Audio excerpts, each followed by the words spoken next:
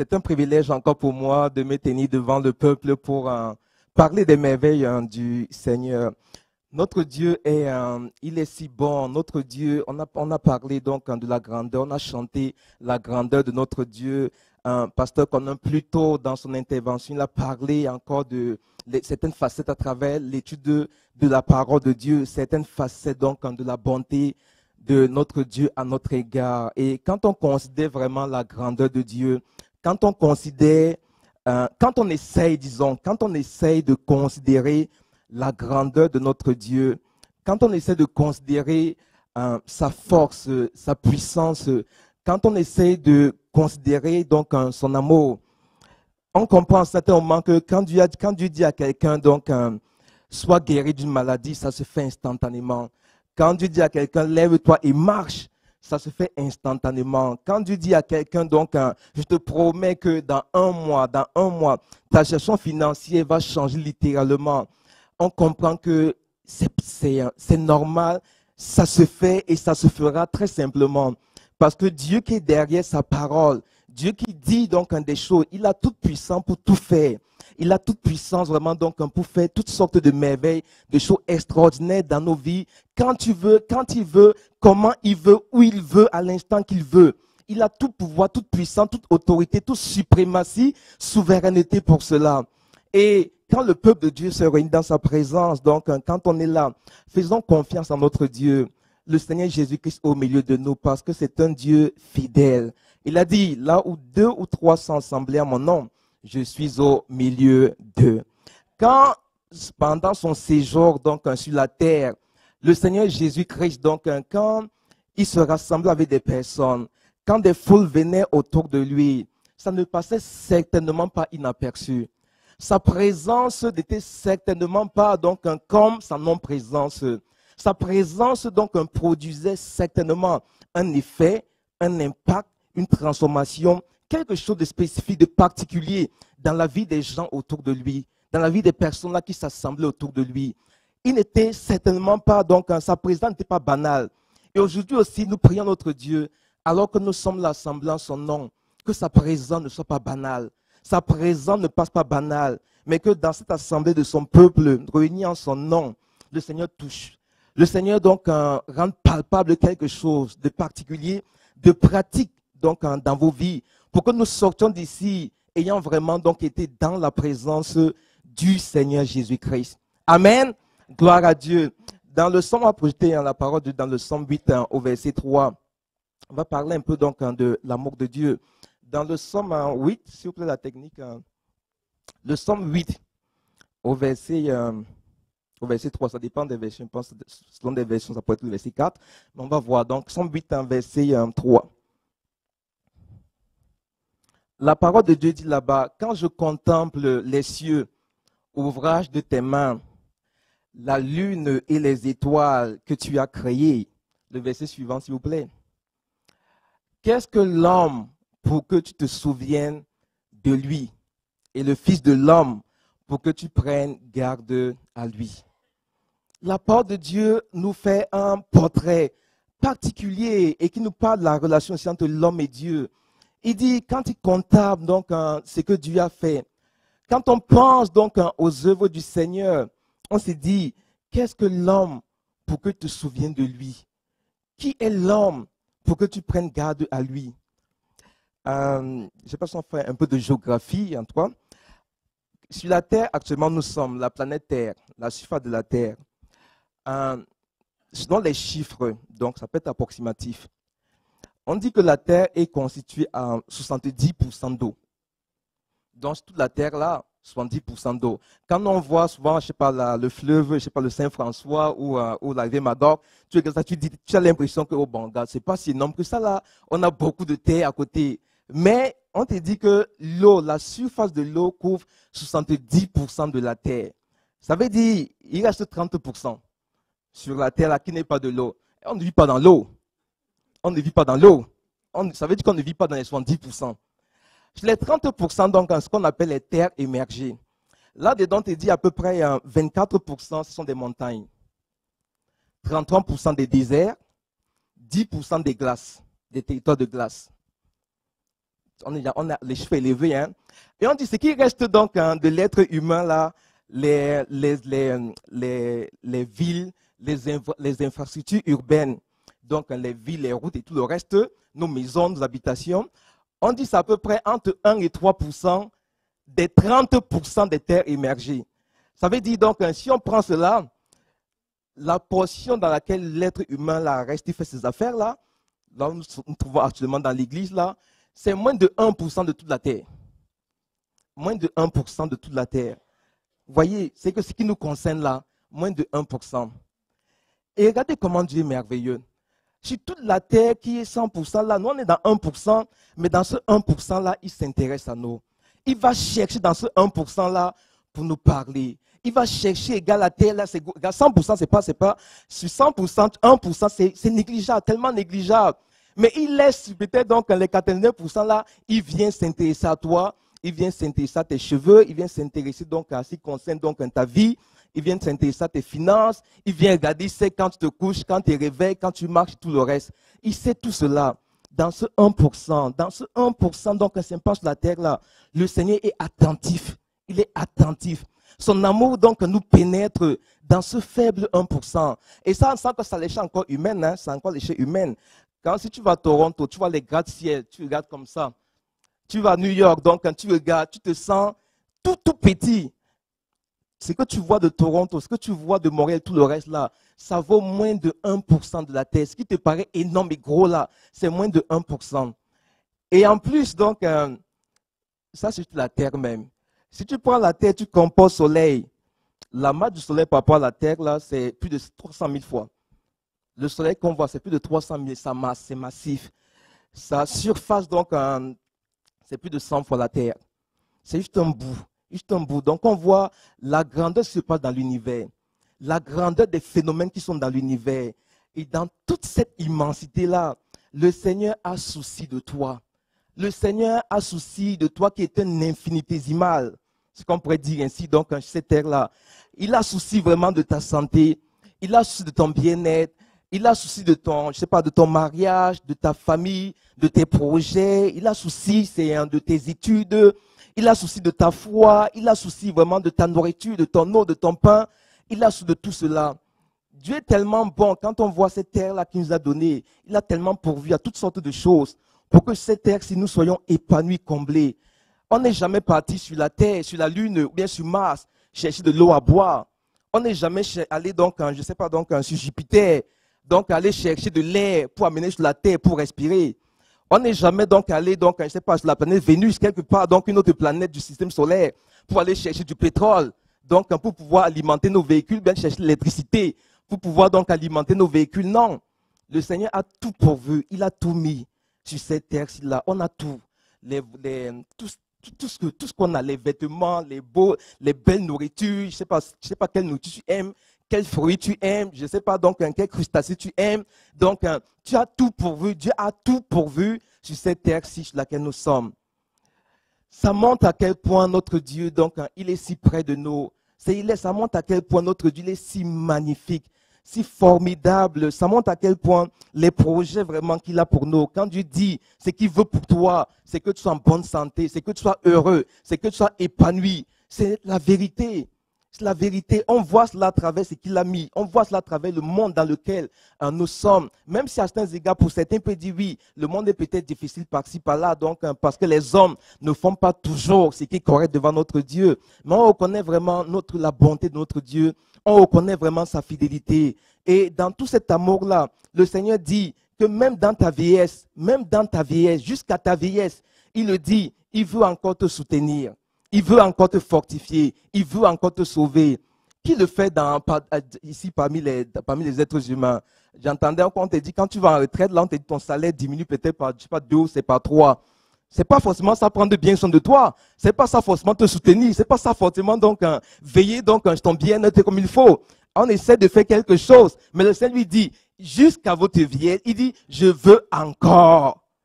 Je veux encore. Ça veut dire ce qu'il fait dans le passé, dans ta jeunesse, dans ton jeune âge, tout ce qu'il fait de bon dans ta vie que tu vois. Il dit jusqu'à ta vieillesse, je veux continuer à le faire.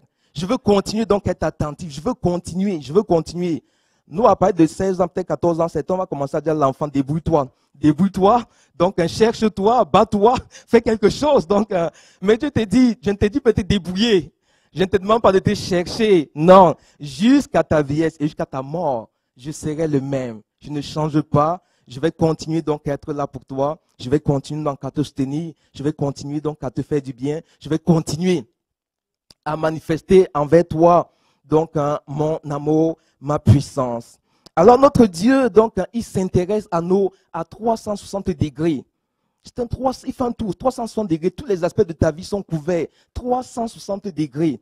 Il le couvre, le Seigneur. Alors peut-être tu peux te poser la question, oui, tu es dans l'assemblée de Dieu. Est-ce que donc le Seigneur, est-ce qu'il est attentif à moi? Je traverse telle situation. Est-ce que le Seigneur, donc, il est là? Est-ce que le Seigneur, il m'écoute encore? Est-ce que le Seigneur fait cela? Tu peux te poser beaucoup de questions. Mais en ce jour, sache que Dieu te connaît. Sache que Dieu connaît toutes tes situations. Sache que Dieu est là encore pour encore te soutenir, pour encore t'écouter, pour encore te relever, pour encore te faire énormément de bien. Amen. Et non seulement le Seigneur, il prend soin à nous visiter, à nous faire du bien sur cette terre-là, à nous montrer son amour. Quand nous sommes donc sur les jours de quelques années, dizaines d'années de notre séjour terrestre, mais la Bible nous enseigne qu'il ne s'arrête pas là. Son amour ne s'arrête pas là. Son amour est un amour éternel où Dieu veut ce qu'il veut, donc c'est que éternellement, après la terre encore, éternellement, nous soyons dans la plénitude. Il a prévu un beau cadeau pour nous. On peut prendre Apocalypse 21. Lisons Apocalypse 21 pour comprendre le projet de Dieu pour nous, pour comprendre ce que Dieu veut pour nous.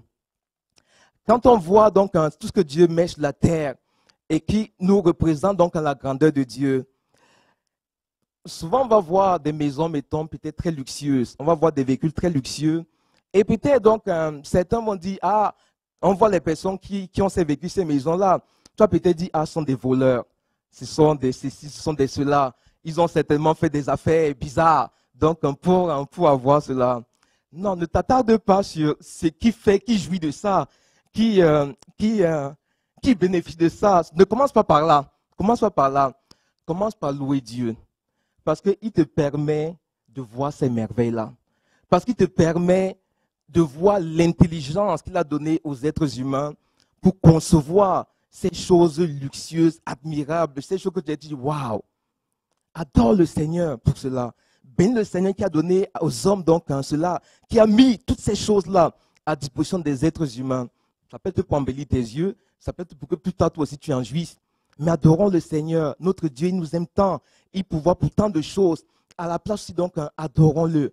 Soyons attentifs donc à toute la gloire qui dépose sur la terre. Parce que la Bible dit, toute la terre est pleine de la gloire de Dieu.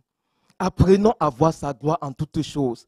Apprenons à être sensibles, attentifs à la gloire de Dieu qui se manifeste devant nous, qui est devant nous, à tout bout de chemin qui est là. Apprenons à être attentifs à cette gloire-là, pour pouvoir le lui rendre, pour pouvoir donc lui parler, pour pouvoir nous adresser à lui, au nom de Jésus-Christ. Alors donc, j'ai parlé d'Apocalypse chapitre 21. Dans Apocalypse chapitre 21, la Bible dit, puis je vis un nouveau ciel et une nouvelle terre, car le premier ciel et la première terre avaient disparu, et la mer n'était plus. Et je vis descendre du ciel d'auprès de Dieu la ville sainte, la nouvelle Jérusalem, préparée comme une épouse qui s'est parée pour son époux.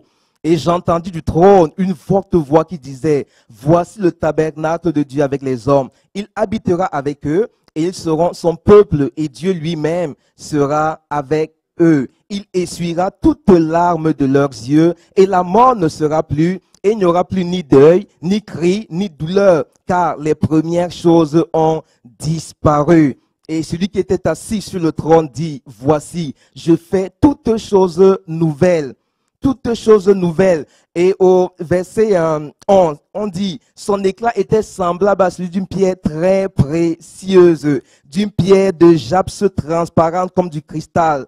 Au verset 19, les fondements de la muraille de la ville étaient ornés de pierres précieuses de toute espèce. Le premier fondement était de jaspe, le second de saphir, le troisième de chalcédoine, le quatrième d'émeraude, le cinquième de sardonyx, le sixième de sardoine, le septième de chrysolite, le huitième de béryl, le neuvième de topaz, le dixième de chrysopras, le onzième d'hyacinthe, le douzième d'améthyste. Les 12 portes étaient 12 perles. Chaque porte était d'une seule perle. La place de la ville était d'or pur, comme du verre transparent.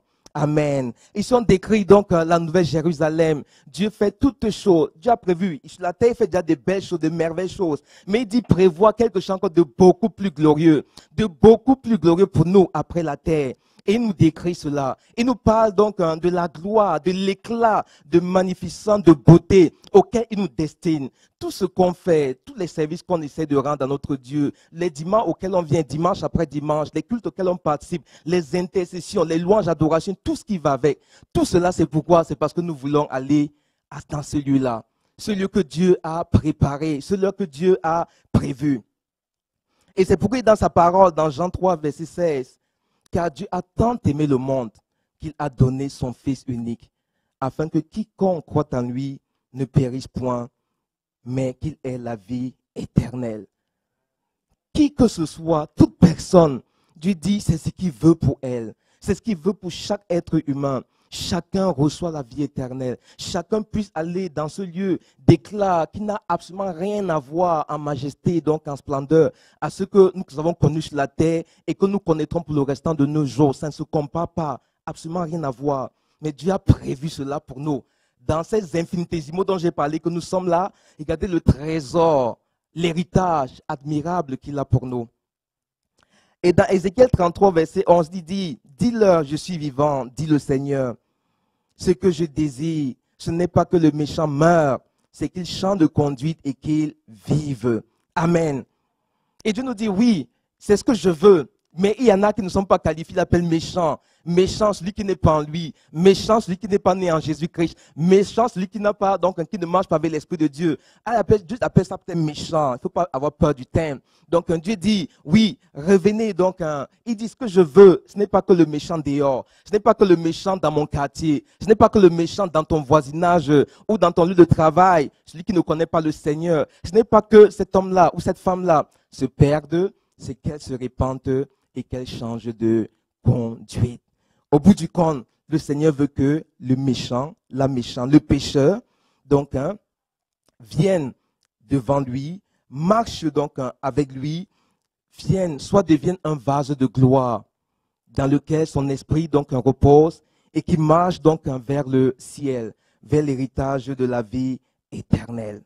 Alors, comment fait-on maintenant pour que cette multitude-là qui sont au dehors, la multitude des méchants qui sont au dehors, et même souvent à l'intérieur de certaines églises, deviennent ces vases de gloire-là, ces héritiers dignes de notre Dieu? Comment est-ce qu'on le fait? C'est par l'évangélisation avec force et puissance. C'est par l'évangélisation avec force et puissance. Dans 1 Corinthiens 2, 4, et ma parole et ma prédication ne reposaient pas sur les discours persuasifs de la sagesse, mais sur une démonstration d'esprit et de puissance. Amen. Gloire à Dieu. Alors, le titre de notre prédication, donc, c'est travailler à l'annonce de l'évangile en combattant avec la force de Dieu. On voit, Dieu nous a bénis, Dieu nous a donné un beau cadre, Dieu a de beaux projets pour nous, nous sommes bien sur la terre, ça va, on voit sa gloire, mais Dieu nous appelle à une gloire bien supérieure. Et Dieu nous dit, ne veut pas seulement nous, mais il veut beaucoup de personnes pour cette gloire-là. Et comment ça se fait? Comment toutes ces personnes arrivent à cette gloire-là? Par une évangélisation avec force et puissance. Une évangélisation où on combat, donc avec la force de Dieu, où nous triomphons par la force du Seigneur Jésus-Christ. Amen. Amen. Gloire à Dieu. L'annonce de l'évangile, l'évangélisation, les activités qui ont trait donc à l'annonce de l'évangile, ce sont des activités très nobles devant notre Dieu. Ce sont des activités qui ont de fortes valeurs ajoutées devant notre Dieu. Bien qu'elles soient nobles, ces activités-là, elles font face à beaucoup d'adversité, beaucoup d'opposition. La preuve de c'est quoi? C'est que quand Dieu dit donc, allez, faites toutes les nations des disciples, Dieu dit, allez communiquer ma parole. La première chose qui se passe, c'est quoi? L'homme, un peu comme c'est à l'intérieur de l'homme, le désir de changement est souvent compliqué. L'homme aime être dans sa zone de confort. Il aime être dans ce à quoi il est habitué, il aime être là-dedans. Quand tu viens essayer de le toucher un peu, de le chambouler un peu, il réagit, il réagit. Et c'est pourquoi donc souvent sortir, aller faire des païens, des personnes qui ne connaissent pas le Seigneur, des disciples en Christ là, ça commence par là, c'est un choc. Le choc commence par là. Il ne veut pas, il est dans sa zone de confort. Il aime ce qu'il croit. Comme la dernière fois, je partais, quand tu es parti distribuer les cartes de bonne fête des pères, on a rencontré donc un couple. Et là, moi, je présente une carte donc à une dame pour dire bonne fête. Et là, la dame me dit, elle ne fête aucune fête. Ce qu'elle me dit, elle ne célèbre aucune fête. Aucune fête. Elle ne se lève pas. Alors tu dis, waouh, c'est comment tu amener à quelqu'un de pareil, aller dire à quelqu'un bonne fête des pères ou joyeux anniversaire à ta fille, à ton fils, à quelqu'un. Comment tu arrives à faire cela? Quand la personne, elle est confortable, tu dis non, je ne prends pas. Parce que moi, je ne souhaite pas, je ne fais rien. Je ne fais rien. Et gloire à Dieu, il faut soit sorti dehors pour comprendre comment l'être humain est. Pour comprendre les variants, les variations, les divergences donc de pensée, de raisonnement. C'est bon de sortir pour comprendre cela. Et pour savoir aussi donc, pour se préparer à pouvoir affronter ces choses-là correctement. Amen. Donc, le désir de changement fait obstacle. La personne est là, il aime donc, il aime quoi? Il aime donc, il aime aller donc en boîte de nuit, il aime aller faire ceci, il aime mentir, il aime tricher, il aime voler, il aime faire le plage, il aime faire plein de choses. Alors quand toi tu as commencé à dire donc, viens au Seigneur Jésus-Christ, après commence à te sanctifier et tout, lui dit que ses business sont plein de problèmes. Il dit s'il ne peut plus tricher, comment il va faire en classe? S'il ne peut faire le plagiat, comment il va s'en sortir? S'il ne peut plus tricher dans ses balances, dans ses mesures commerciales, s'il ne peut plus faire des choses, des commerces sur la table, passer des choses sur la table, s'il ne peut plus faire ses déclarations d'impôts à moitié, s'il ne peut plus faire toutes ces choses, comment il va s'en sortir? Alors il te dit que, ok, moi, pour l'instant là, c'est vrai, vous, ce qui m'intéresse pour l'instant là, donc, c'est mon confort. Je suis sur la terre, je vais d'abord jouir de la terre, donc, et à cause de cela, je suis peut-être un peu moins sensible, moins attentif à ce que tu amènes, parce que le changement que tu as opéré dans ma vie, donc, je ne suis pas très à l'aise avec cela. Le changement, le désir, la réticence, la résistance au changement. Mais pour affronter cette résistance-là, pour faire face à cela, tu as besoin donc de la force du Saint-Esprit. Tu as besoin de la force de ton Dieu pour pouvoir briser ces résistances-là, pour pouvoir donc abattre ces résistances-là, afin que les cœurs se donnent vraiment au Seigneur librement, largement, pleinement, au nom de Jésus-Christ. La force de Dieu, tu en as besoin donc à de multiples égards. Tu en as besoin pour résister à Satan et à ses démons. Pour résister donc pour les combattre. Dieu dit, si l'évangile est encore voilé, c'est voilé pour qui? Pour ceux qui périssent, pour ceux dont le Dieu de ce siècle, Satan, le diable et ses agents ont aveuglé l'intelligence. Tu veux que des âmes viennent à Christ, tu veux que les yeux soient ouverts, tu veux que des personnes comme le Seigneur. Mais Dieu te dit oui, tu dois combattre. Pourquoi? Parce que derrière, parce que dans le champ où tu veux opérer, dans le cadre où tu veux aller faire l'œuvre du Seigneur, il y a des ennemis redoutables, il y a des ennemis féroces, il y a Satan, ces démons qui sont là. C'est un combat. Dès que tu te lèves pour faire l'évangélisation, sous quelque forme que ce soit, sache que tu es en combat. Parce que la Bible, l'ennemi, donc, il tient des âmes captives.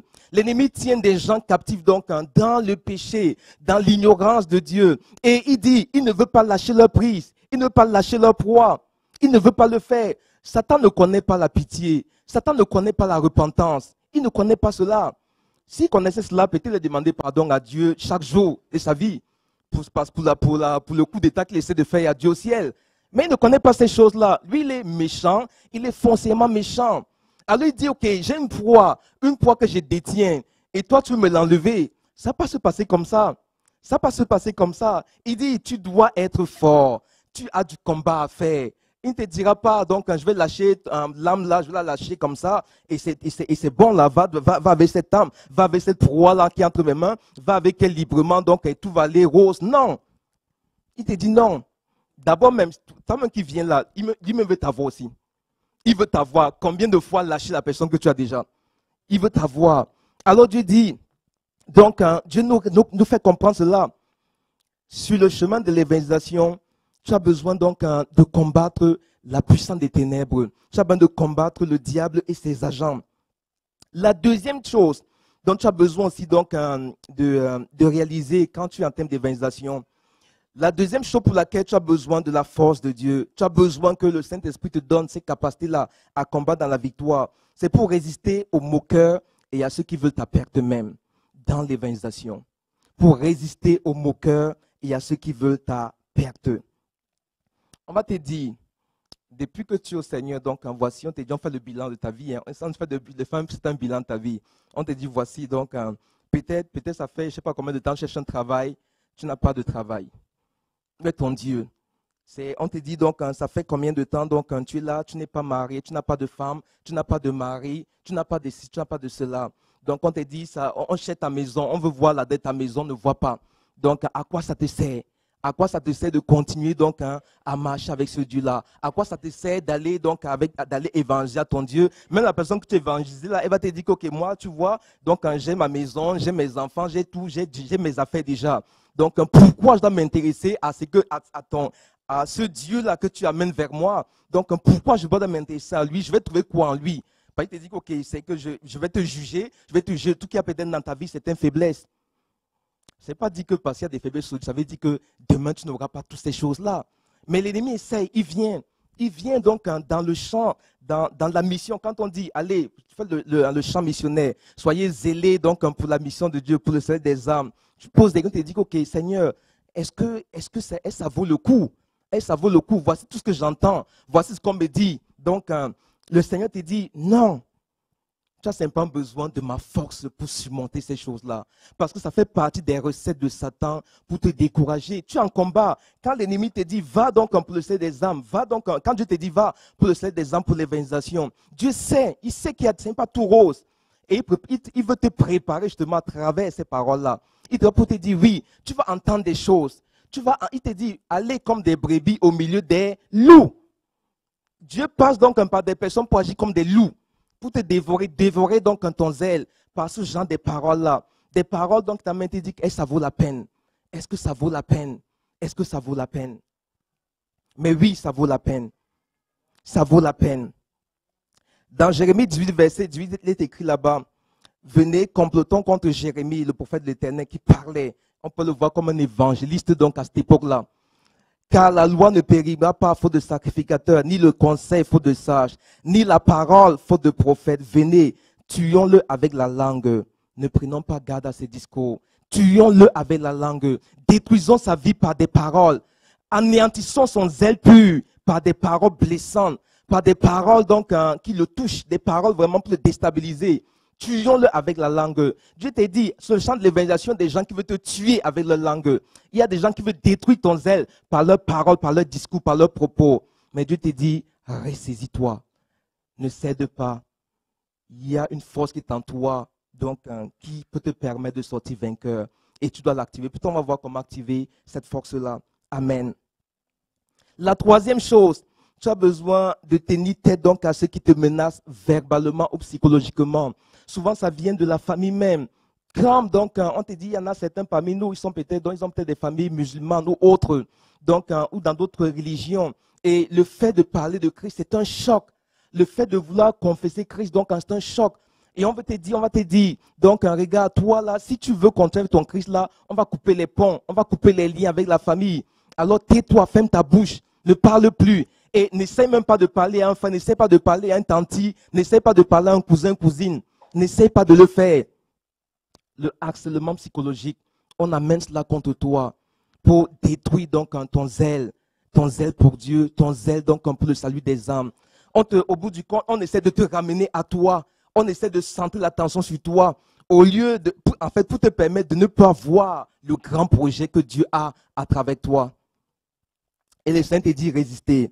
Certains pays, certains régimes donc ont des attitudes. Là, moi je parle peut-être ça peut être des individus, des familles, mais il y a des régimes entiers qui ont des stratégies, des stratagèmes pour contrer l'œuvre d'évangélisation, pour contrer le zèle que les gens peuvent avoir pour le Seigneur.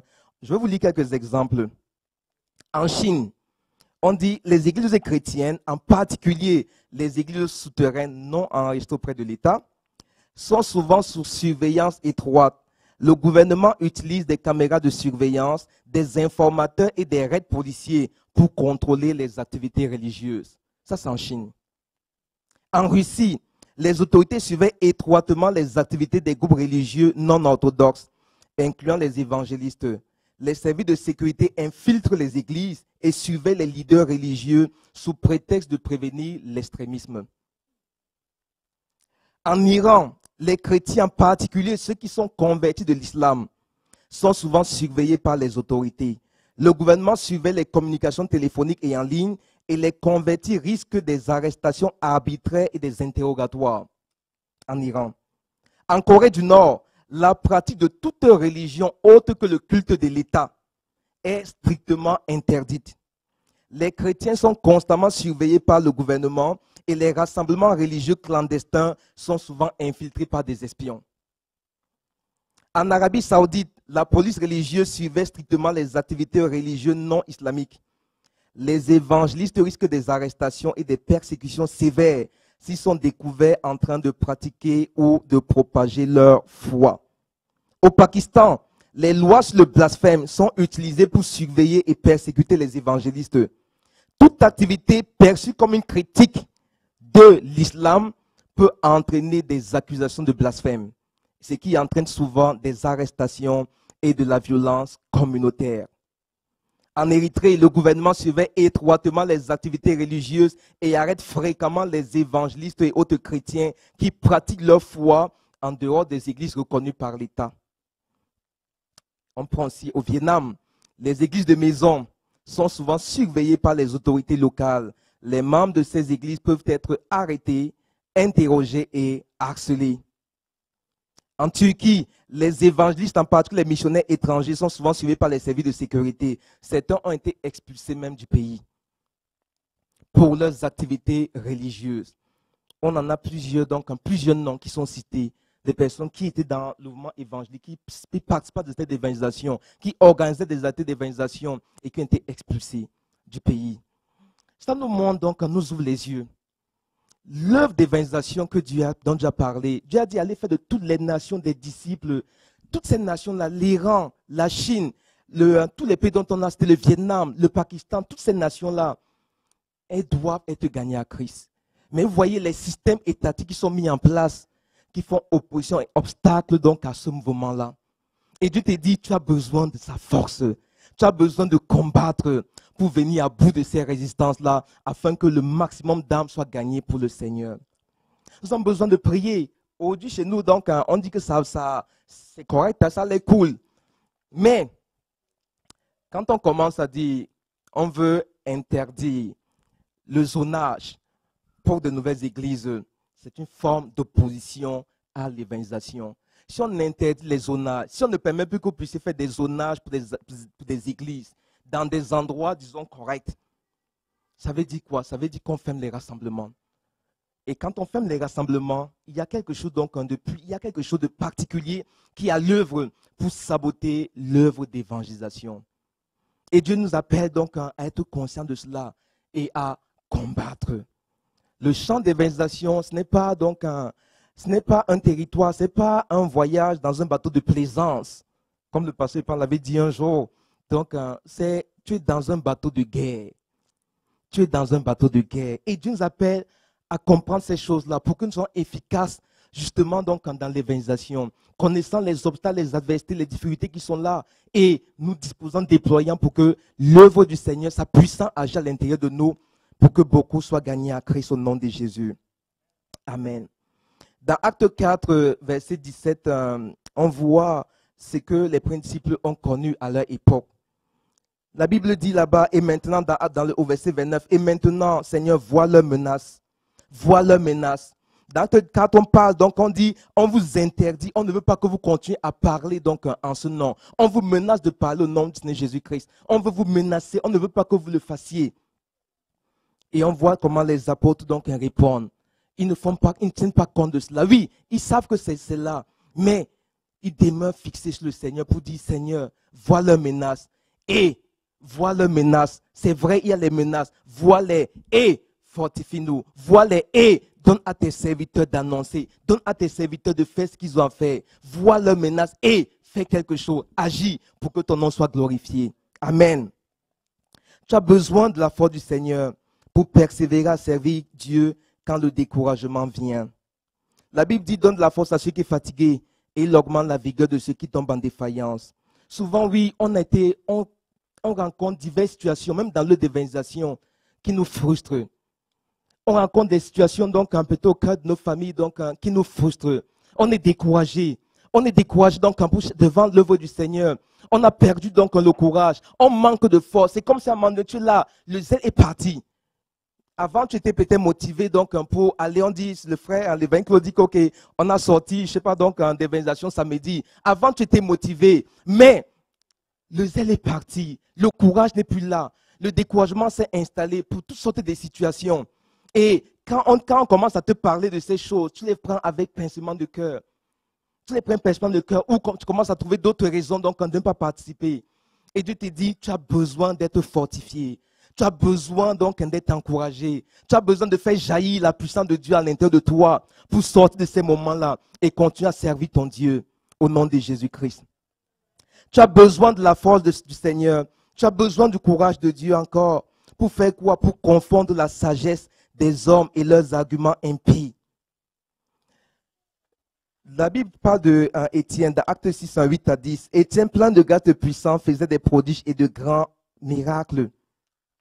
Il faisait des prodiges, fait de grands miracles. Et l'apôtre dit, quelques membres de la synagogue dite des affranchis, de celle des Cyrénéens et de celle des Alexandrins, avec les Juifs de Cilicie et d'Asie, se mirent à discuter avec lui. Diverses personnes viennent, divers mots de pensée viennent, divers raisonnements viennent, diverses confessions, diverses foi viennent, diverses spiritualités viennent. Donc, en dehors, se présente. Il faut sortir, vous allez voir. Il faut sortir en coin des personnes, vous allez comprendre. Là, on parle des Cyrénéens et autres choses. Aujourd'hui, ça sera peut-être d'autres catégories de personnes qui vont te sortir donc en certaines conceptions par rapport à la spiritualité, ainsi de suite. Et Dieu te dit, comment faire face à tout cela? Tu as besoin de la sagesse de Dieu. Il sait ce qu'on dit par rapport à l'apôtre, par rapport à Étienne. Mais il ne pouvait résister à sa sagesse et à l'esprit par lequel il parlait. Au verset 10. Mais il ne pouvait résister à sa sagesse et à l'esprit par lequel il parlait. Il y avait une force qui agissait en lui, qui faisait encore que sa parole sortait et les gens ne pouvaient pas résister. La sagesse était supérieure et tout ce qui venait était confondu. Il n'est pas le choix, soit de dire que vraiment Dieu est Dieu et on s'humilie, soit de dire que okay, c'est mon choix de ne pas aller vers votre Dieu et je vais donc là où ma fin sera. Amen. Et le Seigneur nous interpelle donc pour nous dire en ce jour, oui, Dieu est capable de confondre. Il dit, j'anéantis les signes des prophètes de mensonges, je fais reculer les sages. C'est moi qui fais reculer les sages, mais tu as besoin d'une certaine force pour cela à l'intérieur de toi. Tu as besoin d'avoir la force qui fait reculer les Cyrénéens, qui fait reculer les Hérodiens, qui fait reculer donc en toutes sortes donc, de raisonnements. Tu as besoin donc de la puissance de Dieu à l'intérieur de toi. Amen. Mais il te dit, d'ailleurs, sache que tu dois combattre ces arguments-là. Quand tu vas sortir, sois conscient que tu risques d'avoir à faire des luttes spirituelles contre ce genre d'arguments, contre ce genre de raisonnement, pour que les personnes qui les tiennent soient gagnées à Christ. Amen. Le dernier élément que j'ai mis où tu as besoin de la force de Dieu pour sortir vainqueur dans l'évangélisation et pour l'œuvre d'évangélisation, tu as besoin de la force de Dieu pour te vaincre toi-même. Amen. Tu as besoin de la force de Dieu pour te vaincre toi-même. Tu as besoin de Dieu en toi pour vaincre ton arrogance. Tu as besoin de Dieu en toi pour vaincre donc ton orgueil. Tu as besoin de la puissance de Dieu à l'intérieur de toi pour vaincre ta timidité ou la timidité que tu aurais. Tu as besoin de la puissance de Dieu qui sorte de toi, l'esprit qui n'est pas timide. Tu as besoin de cette puissance-là pour vaincre donc ta zone de confort, pour sortir de ta zone de confort, pour te pousser toi-même au propre changement dont tu as besoin dans ta vie, pour être quelqu'un qui parle du Seigneur avec sagesse, avec grâce, avec amour, avec persévérance. Tu as besoin de la force de Dieu pour cela. Amen. La Bible dit dans 1 Corinthiens 9, versets 25 à 27, tous ceux qui combattent s'imposent toute espèce d'abstinence et ils le font pour obtenir une couronne corruptible. Mais nous, faisons-le pour une couronne incorruptible. Moi donc, je cours non pas comme à l'aventure, je frappe non pas comme battant l'air, mais je traite durement mon corps et je le tiens assujetti de peur d'être moi-même rejeté après avoir prêché aux autres. L'apôtre Paul, il parle ici, il dit, il y a un combat qui livre. Ce n'est pas un combat contre, dans ce cas-ci, dans ce cas. Ce n'est pas un combat, quand ce dont il parle, ce n'est pas un combat contre des sorciers. Ce n'est pas un combat donc contre, je ne sais pas, des démons. Ce n'est pas un combat contre des esprits de mort, des esprits de confusion, de peur, je ne sais pas, de autre chose. Non. Et le combat qu'il livre, c'est contre lui-même. Le combat qu'il livre, c'est contre lui-même. Mais il dit, il y a une force qui est en lui. Parce qu'il dit qu'il a le pouvoir de traiter durement son corps. Parce que ce qu'il constate, c'est que son corps a l'air d'être déviant. Son corps, souvent, n'a pas l'air d'épouser la pensée de Dieu. Et il dit, dans ce cas-là, avant d'aller combattre les démons, il va se combattre lui-même. Il va commencer par mettre son propre corps au pas devant le Seigneur. Avant d'aller donc en combattre dehors. Il dit, parce que moi-même, je constate qu'il y a quelque chose à l'intérieur de moi qui n'est pas participant de la gloire de Dieu comme il faut. Alors, je dois moi-même livrer. C'est comme si je sors de moi-même et je combats contre moi-même. Et il sort vainqueur. Il sort vainqueur, il sort triomphateur. Et là, il est capable donc de faire l'œuvre à laquelle le Seigneur l'a appelé clairement. Amen. Et le Seigneur nous dit, toi aussi, tu as besoin, nous tous là, nous avons besoin. Bon, je ne vais pas vous extrapoler là. Moi, je sais que j'ai besoin. Je sais que moi, j'ai besoin de la propre force du Seigneur pour me combattre moi-même. Disons, pour sortir vainqueur de moi-même et de tout ce qui n'épouse pas la pensée de Dieu pour son œuvre comme il faut. J'ai besoin de la force de Dieu. J'ai besoin. Amen. Gloire à Dieu. Mais sachant que le Seigneur est fidèle, Dieu nous dit, oui, pour le champ missionnaire, oui, pour servir à sa gloire, oui, pour que les nations soient sauvées. Quand je parle des nations sont sauvées, Dieu ne dit pas 10% des nations doivent être sauvées. Dieu ne dit pas 5%, 20%, que parmi tes voisins là, si un est déjà sauvé, c'est bon. Ce que Dieu dit, c'est que tout le monde soit sauvé. Tout sans exception. Alors quand on voit tous les combats donc, qui sont dehors, qu'on doit mener donc un pôle d'évangélisation, on réalise tout de suite rapidement que de nous-mêmes, on ne s'en sortira jamais. De nous-mêmes, on ne pourra jamais. Mais si Dieu est avec nous, si la force de Dieu, l'Esprit de Dieu qui nous a donné, donc sa force qui est en nous, est sujet, paresse, alors les nations vont être gagnées à Christ comme il faut. Et Dieu nous appelle, nous interpelle pour nous dire, oui, dans tes prières, ne dis pas seulement donc, que quelques âmes soient sauvées, que telle personne simplement soit sauvée, mais prie pour que toutes les âmes soient sauvées dans ton voisinage, dans ta ville, dans ta région, dans ton pays. Prie le Seigneur pour que toutes les âmes sans exception soient sauvées. Parce que on est tellement de milliards sur la terre. Tu te dis, quand tu as pris quelqu'un décédé, ça change quoi à toi vraiment? Quand tu apprends qu'une personne est décédée, même quelqu'un de renommé là, tu apprends qu'elle est décédée, tu as peut-être l'émotion un jour, 2 jours. 3 jours plus tard, tu es retourné à tes affaires. 3 jours plus tard, 1 semaine plus tard, tu es retourné à ta vie quotidienne. Alors, quand le décès d'une personne, oui, pour nous, souvent, ça nous choque peut-être un temps, mais après quelques jours, après, c'est fini. Mais imaginez, toutes ces personnes-là, donc, qui décèdent, quand une seule âme décède et va en enfer, quand une seule âme décède sans connaître Christ, c'est très, très dommage. C'est extrêmement dommage. Parce que le prix que le Seigneur a payé à la croix, là, quitter son trône de gloire, sa divinité, tout le confort qu'il avait, toute l'autorité, la domination qu'il avait pour venir sur la terre mourir, donc comme pour toutes les âmes. Il a accordé du prix à chaque âme. À chaque âme. C'est pourquoi une seule âme, il y a beaucoup de morts par jour là, mais quand une seule de ces âmes là va en enfer, c'est extrêmement dommage. Parce que tu regardes chaque être humain, justement, Dieu nous a fait des créatures merveilleuses, sa parole le dit. Chaque être humain, tu regardes, oui, on va dire il y a des agresseurs, il y a des violents et tout le reste, mais au début de leur vie là, ces personnes, c'était peut-être des jeunes, comme nos jeunes enfants là, qu'on cajolait, on faisait des bisous partout, ainsi de suite. C'était ces personnes-là, on les aimait. Certains disent, waouh, c'est mon chéri, c'est mon enfant, c'est mon fils chéri et tout le reste. Oui, ces personnes-là, elles étaient comme ça, elles étaient choyées, chouchoutées. Et pourquoi ces personnes qui étaient choyées, chouchoutées, pourquoi elles doivent périr éternellement en enfer? Pourquoi une seule de ces personnes-là doit périr éternellement en enfer? C'est un drame. C'est un drame.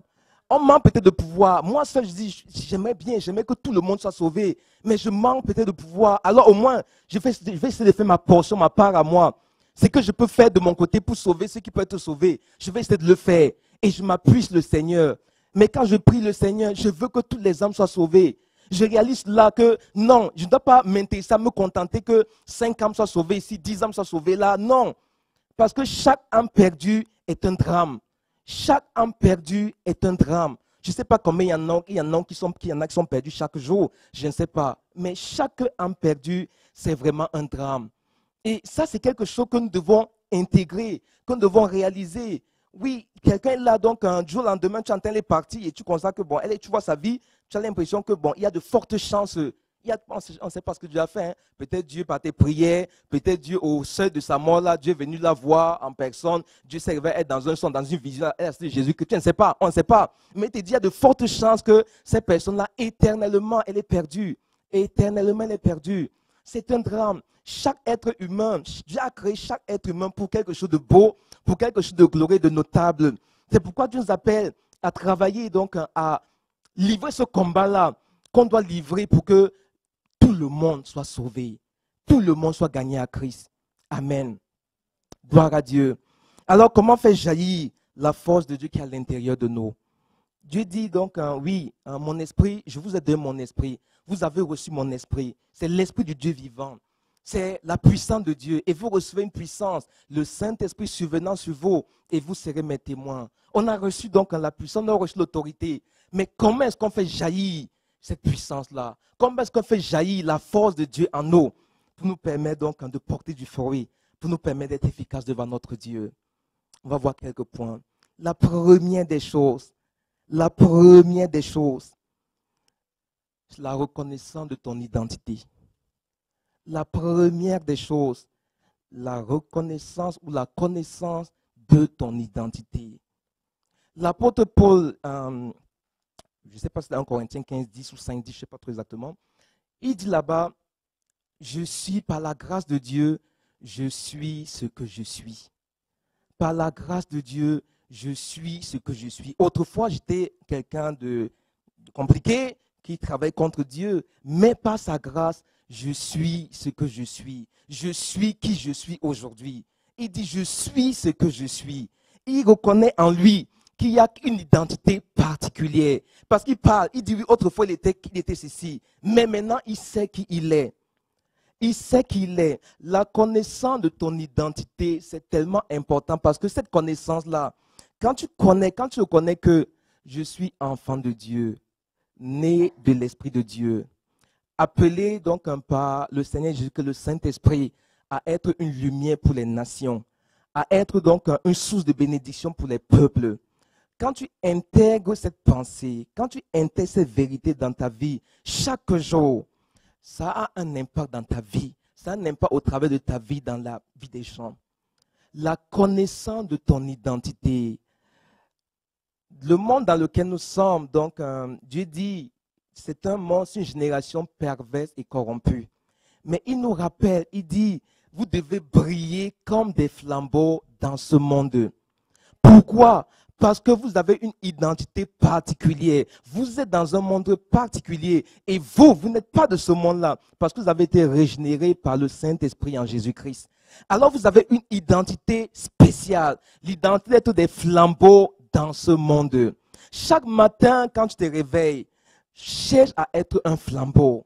Chaque matin, quand tu te lèves, donc, quand tu vis dans tes affaires, quand tu pratiques tes choses, cherche à être un flambeau. Cherche à être une flamme. Le flambeau, ça brille. La lampe, ça brille. Dans Matthieu 5, il dit, on n'allume pas la lampe, la met sur le boisseau, mais on met où? Sur le chandelier. Et elle fait quoi? Elle éclaire.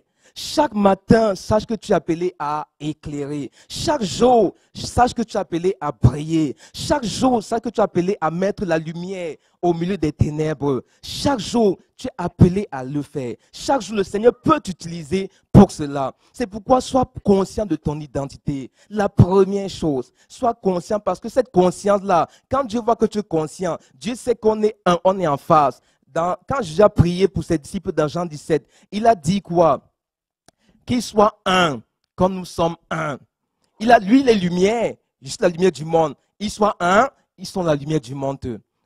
J'étais la lumière du monde pendant que j'étais là. Maintenant, vous êtes la lumière du monde quand je ne suis pas là.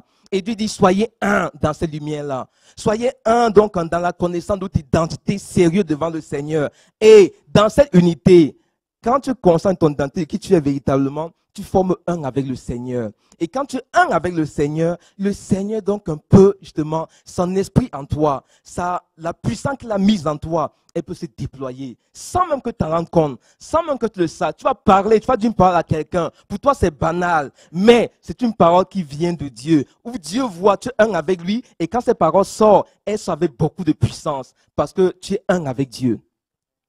La première chose, sois conscient de ton identité. Dans le livre de Actes 3, l'apôtre Pierre et Paul, quand ils sont partis donc à la belle porte, il y avait ce boiteux-là. Qu'est-ce qu'il a dit? Je n'ai ni argent ni or, mais ce que j'ai, je te le donne. Il dit, au niveau financier, au niveau matériel, je n'ai rien, mais je connais qui je suis et je connais ce que j'ai en moi. Alors, par cette connaissance-là, ce que j'ai en moi, je sais qu'elle a le pouvoir de résoudre tes problèmes. Et il dit donc, alors, au nom de Jésus-Christ, lève-toi et marche. C'est ce que j'ai, c'est qui je suis. Je suis un serviteur de Dieu, ou en la puissance du Saint-Esprit, capable d'ordonner au nom de Jésus-Christ que les choses se font et les choses ont lieu. Dieu dit, connais ton identité. Connais ton identité. Amen. La deuxième chose que le Seigneur donc nous appelle à concevoir, nous appelle donc à voir pour faire germer en lui la puissance qui est à l'intérieur de nous, c'est l'amour, la compassion des âmes. Et Dieu, l'apôtre Paul l'a expliqué dans 1 Corinthiens 13 pour montrer les défis associés à cela. Il dit, tu peux avoir toutes sortes de choses. Si tu manques d'amour, tu n'es rien. Tu ne fais, c'est vide en fait, c'est comme vide. L'amour de Dieu est tellement puissant quand tu le manifestes sincèrement. Quand tu as la compassion pour les âmes, parce que Dieu a fait quoi? Tout ce que Dieu a fait, la venue du Seigneur Jésus-Christ sur la croix, c'était à cause de quoi? La venue du Seigneur sur la terre, c'était à cause de quoi? L'amour de Dieu. L'amour de Dieu a poussé Dieu à quitter ce qu'il a de plus précieux, ce qu'il a de plus précieux, de plus glorieux pour venir pour le salut des âmes. Et on voit les effets aujourd'hui. On voit les effets aujourd'hui. Nous sommes le résultat de cet amour-là. L'amour de Dieu. L'amour de Dieu a poussé Dieu au sacrifice. L'amour de Dieu a poussé Dieu à laisser tout ce qu'il avait peut-être de meilleur à cause de toi, à cause des hommes. Et cet amour-là s'est manifesté par toutes sortes de puissances, ainsi de suite. Dans la parole de Dieu, donc, on dit à un moment de Jésus-Christ, il fut ému de compassion pour des foules, des peuples qui étaient là comme sans berger. Et on dit ensuite, il guérit les malades. L'amour de Dieu était là. L'amour, la compassion pour les âmes était là. Et cela a déclenché donc la manifestation de ce que Dieu a de meilleur, ce qu'il a de parfait, ce qu'il a de glorieux. Ça a manifesté le déclenchement donc de ce qui pouvait confirmer de manière pratique cet amour-là. Des guérisons, des miracles, ainsi de suite. L'amour de Dieu, ça ouvre la porte. L'amour de Dieu le manifeste à l'intérieur. Mais l'amour de Dieu suscite la production, la génération de ce qui va confirmer de manière pratique l'expression de cet amour-là. C'est pourquoi donc tu dois chercher, en fait, manifester la compassion et l'amour de Dieu. L'amour pour les choses qui concernent Dieu, l'amour donc pour les intérêts de Dieu. Ce sont des choses que tu peux demander au Seigneur. Seigneur, je veux que mon cœur soit élargi à ton amour. Je veux aimer de ton amour. Je veux aussi être ému de compassion donc pour des gens, afin de laisser libérer. Parce que moi, je suis ému de compassion, Dieu dit que c'est bon. Tu es ému de compassion, c'est bon. Ça, c'est ta portion. Ta portion d'être ému de compassion, sa portion, c'est d'aimer. Maintenant, rendre concret ton amour, rendre positif ton amour, ça, c'est moi. C'est ma puissance maintenant qui sort de cet amour-là et qui est concret dans la vie des gens. Amen. Gloire à Dieu. Dieu dit aimer. La deuxième chose, donc, aimer. Avoir l'amour, la compassion des âmes. La troisième chose, la prière. Une vie de prière. Tu veux libérer, donc, tu veux voir la puissance à l'intérieur de toi, donc, se déclencher comme il faut. Dieu dit, il faut une vie de prière. Tu veux vaincre, donc, les adversités qui sont dehors. Tu veux vaincre de toutes sortes de positions, donc, à l'évangélisation qui sont dehors. Dieu dit, la prière. Dans le livre de Romains 15, versets 30 à 32, l'apôtre Paul parle. Je vous exhorte, frères, par notre Seigneur Jésus-Christ, par l'amour de l'Esprit, à combattre avec moi en adressant à Dieu des prières en ma faveur, afin que je sois délivré des incrédules de la Judée et que les dons que je porte à Jérusalem soient agréés des saints. Amen. Ici, on voit l'apôtre Paul, le grand apôtre, donc, qui dit, combattez avec moi. Combattez avec moi de quelle manière? Par vos prières. Combattez avec moi par vos prières pour que je sois délivré des incrédules, délivré des méchants, délivré donc de toutes sortes d'adversités, donc étatiques, territoriales ou autres, donc qui nuisent à leur d'évangélisation. Combattez avec moi par vos prières. Soyez dans la prière, soyez vivants dans la prière, persévérants dans la prière. Souvent, on n'a pas le temps, on n'a peut-être pas les moyens donc d'aller au dehors pour évangéliser de manière pratique, pour affronter sur le terrain donc peut-être certaines adversités. Mais on peut prier. On peut prier donc, tu peux prier pour toi-même. Tu peux prier pour les serviteurs de Dieu qui sont engagés dans l'œuvre d'évangélisation. Tu peux prier donc pour que les barrières, les murs de séparation entre Dieu et les âmes s'écroulent et tombent. Tu peux prier donc pour que Dieu ouvre des portes, pour que l'évangile donc soit prêché avec puissance. Tu peux prier le Seigneur parce que par tes prières, tu m'enseignes pas à Dieu que tu es d'accord avec sa volonté. Tes prières, c'est un moyen pour toi de dire à Dieu, je suis d'accord avec ton souhait, avec ton désir de voir chaque âme être gagnée à Christ. Tes prières sont l'expression de cet amour-là. C'est l'expression de cette volonté-là, tes prières. Et Dieu t'appelle à être vivant dans la prière, pas nonchalant dans la prière. Et regardez, on veut que toutes les âmes de Cherbourg soient sauvées là, toutes les âmes de Cherbourg soient sauvées. Si on ne prie pas, si on fait des prières une fois, je ne sais pas, par mois, donc pour que les gens soient sauvés, et ça sera si efficace que ça. Si on a l'éveil, ce que vous dites, quand vous pensez à Sherbrooke, quand vous pensez à la ville, ça peut ne pas être près de 1 heure de temps. Mais prie Seigneur, tu dis, Seigneur, envoie le réveil. Seigneur, envoie le réveil. Seigneur, que les murs tombent, les persécutions tombent, les plans qui sont à la mairie de Sherbrooke ou dans d'autres lieux pour contrer de manière encore plus forte l'œuvre d'évangélisation, ces plans échouent. Tu peux faire cette prière-là et faciliter donc le travail d'autres personnes qui vont dans le terrain missionnaire de manière concrète. Le Seigneur dit, prie, sois vivant dans la prière. Ne sois pas nonchalant dans la prière. Sois efficace dans la prière, actif dans la prière. Amen. Gloire à Dieu. Dieu dit, la prière. La prière te donne le succès. La prière détruit les œuvres du diable. La prière donc te permet d'être conquérant. La prière te permet donc de vaincre. La prière sert à cela. Et Dieu te dit, oui, tu veux voir donc la puissance de Dieu agir. Prie. Prie simplement. Prie. Et la puissance de Dieu agira au nom de Jésus-Christ. Amen. Et le dernier point donc que j'ai à partager avec vous par rapport aux éléments catalyseurs de la manifestation de la puissance du Saint-Esprit à l'intérieur, qui est à l'intérieur de nous. Ah, ça c'est peut-être l'un, je ne sais pas si c'est le plus important là, chacun peut juger là. Donc c'est vraiment l'obéissance à Dieu. L'obéissance à Dieu, ça c'est le déclic de quasiment tout. Dieu connaît chaque chose, il connaît chaque personne, il connaît chaque événement, il connaît chaque circonstance, il connaît chaque situation, il connaît tout. Dieu sait donc à qui est-ce que tu vas parler aujourd'hui, donc d'une certaine manière particulière, et cette personne va être sauvée. Dieu sait quelle prière de combat spirituel tu dois faire demain, dans une semaine, dans un mois, donc pour décanter certaines choses particulières, et les choses vont arriver. Dieu connaît tout cela. Dieu sait donc quelle personne dans ta famille, dans ton voisin ou autre, donc tu dois rencontrer à un moment donné et lui parler à un moment donné donc de lui, et la personne va être gagnée à Christ. Dieu connaît les âmes qui sont mûres pour le salut aujourd'hui. Il connaît les âmes qui vont être mûres pour le salut demain, après-demain. Il les connaît. C'est que Dieu a besoin donc pour toi là, c'est que tu marches selon ce qu'il lui connaît. C'est que tu marches selon ce que lui, il sait déjà d'avance.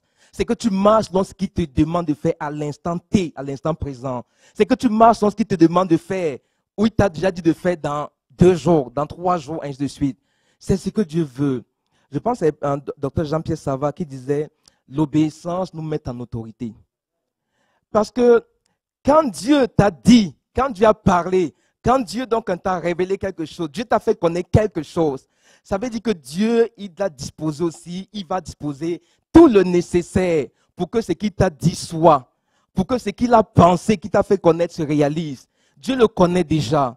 C'est pourquoi, quand tu obéis, tu vas en même temps avec toute la capacité de Dieu. Quand tu obéis, toute la puissance du Saint-Esprit qui est à l'intérieur de toi, le Saint-Esprit que tu n'as jamais vu se manifester d'une certaine manière, le jour où tu obéis de manière particulière, tu vois cet esprit-là se manifester d'une manière que tu n'as jamais vue dans ta propre vie. Parce que l'obéissance t'a mis en autorité. Parce que l'obéissance a fait en sorte que Dieu a dit, OK, comme il a obéi, comme je suis fidèle à ma parole, alors je vais déployer toute la puissance. La parole de Dieu dit, hein, l'infinie grandeur de sa puissance. Quelle est envers nous qui croyons l'infinie grandeur de sa puissance, qui se déploie avec efficacité par la vertu de sa force. Dieu dit, il y a une puissance infinie qui est à l'intérieur de toi. Et l'obéissance à Dieu, l'obéissance à sa parole, l'obéissance à sa volonté, te met en autorité pour que toi-même, tu vives cette puissance-là. L'obéissance te permet toi-même de mieux connaître ton Dieu. L'apôtre Paul, à un moment donné, Dieu lui a donné une vision. Il voit, je ne sais pas si c'était Nathan, tous les animaux sauvages, impurs, les animaux impurs, il les voit. Et Dieu dit donc, voici, tu es manche. Et il dit donc, non, voilà, moi je n'ai jamais aimé de souiller comme ça. Et 3 fois ça vient et 3 fois il refuse. Dieu prépare quelque chose pour lui. Alors maintenant, quand Corneille vient, donc, pour dire effectivement, Dieu m'a parlé, pour me dire, viens, je vais te voir. Et voilà, tu vas nous dire des choses. Il obéit à Dieu. Il obéit à Dieu. Dans le songe, il n'a pas coupé, il n'a pas tué dans le songe. Mais quand les gens sont venus, il a obéi. Même si cet ami disait que, bon, peut-être les croyants ne sont pas supposés entrer chez les païens. Donc, il a obéi. Et son obéissance lui a permis de voir comment Dieu, lui a permis de donner une nouvelle connaissance de son Dieu. Il ne connaissait pas que Dieu pouvait donner le Saint-Esprit à des païens. Il ne savait pas cela. Mais son obéissance, non seulement lui a permis de voir la gloire de Dieu, non seulement a permis que des âmes soient gagnées à Christ, mais lui-même, son obéissance lui a augmenté sa connaissance de Dieu. Tu veux mieux connaître Dieu, obéis à Dieu. Tu veux mieux connaître ton Seigneur, obéis-lui. Dans les choses qu'il te dit au lieu de base, obéis. Et Dieu te permettra de mieux le connaître. Il te permettra de faire des expériences avec toi particulières, exceptionnelles, qui te réjouiront. Obéissance à Dieu. L'obéissance à Dieu. Alors Dieu nous donne ces éléments en tant qu'Église, en tant qu'individu, en tant que collectivité. Dieu te dit, tu as reçu son esprit, tu as reçu le vin nouveau de son esprit, tu as en toi le pouvoir d'être un agent de changement, d'être un impact manifeste dans la vie de beaucoup de personnes. Et tu as besoin donc de connaître qui tu es. Tu as besoin de manifester donc l'amour et la compassion envers les âmes. Tu as besoin de ces éléments-là. Tu as besoin de prier et tu as besoin d'obéir à Dieu. Dieu te donne ces éléments et il te dit, va avec cela et tu réussiras. Va avec cela et tu triompheras. Va avec cela et tu verras donc des âmes transformées. Tu verras des âmes gagnées à Christ. Tu verras donc des âmes se réjouir. Tu seras celui-là donc qui enseigne la sagesse donc aux nations, peuples, et tu brilleras. Comme dans Daniel dit, il dit, ceux qui auront donc qui auront cela justifie donc aux nations. Donc ceux qui ont été intelligents, ils vont briller comme les étoiles. Ils vont briller comme la splendeur du ciel. Et tu brilleras. Et à travers toi, donc, des nations se réjouiront. À travers toi, donc, le ciel se réjouira. Parce qu'au bout du compte, notre patrie, c'est le ciel. Ce que nous voulons, c'est donner de la joie à notre patrie au ciel. Et c'est justement de s'en disposer pour que la gloire et la puissance de Dieu à l'intérieur de nous puisse se manifester, éclater, et que donc des âmes soient gagnées en Christ en grand nombre, et que le ciel soit heureux et se réjouisse. Acclamons notre Dieu au nom de Jésus-Christ. Amen.